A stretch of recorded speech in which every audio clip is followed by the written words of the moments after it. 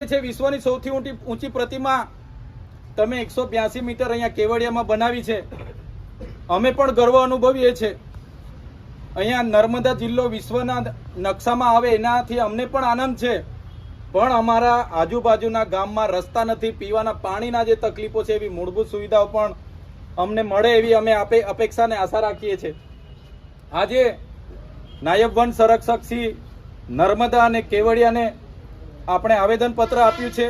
અગાઉ પણ સરપંચ શ્રી, એમના વડીલો, એમના ગામના લોકો દ્વારા ઘણી રજૂઆતો કરી છે। કલેક્ટર શ્રીને પણ કીધું છે, ધારાસભ્ય શ્રીને પણ કીધું છે, સાંસદ શ્રીને પણ કીધું છે, સરકારમાં પણ સ્વાગત કાર્યક્રમમાં સરપંચ શ્રીએ અરજી કરી છે, તાલુકા સભ્યએ પણ ફરિયાદો સંકલનમાં આપી છે, છતાં કોઈ નિવારણ નથી આવી રહ્યું।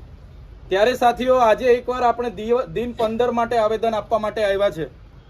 જો દિન 15માં આનો યોગ્ય જવાબ કે આ રસ્તાનું કામ ફરી ચાલુ કરવામાં નહીં આવશે તો દિન 15 પછી આપણે કોઈ ધરણા આંદોલન નથી કરવાના, પણ જ્યારે દેશના વડાપ્રધાન માન્ય વડાપ્રધાન શ્રી માન્ય નરેન્દ્રભાઈ મોદી સાહેબ 30 અને 31 તારીખે કેવડિયા ખાતે પધારવાના છે।